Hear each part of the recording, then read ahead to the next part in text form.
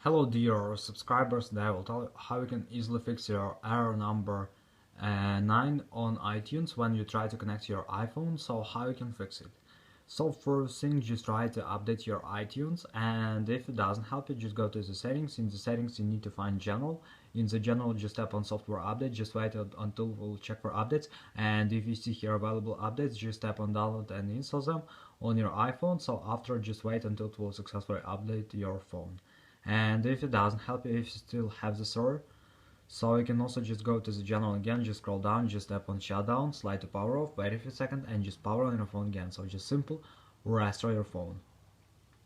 And if it doesn't help you, you can also try to change your cable. So if you have another cable, just try to connect to your laptop with another cable, so sometimes it also helps.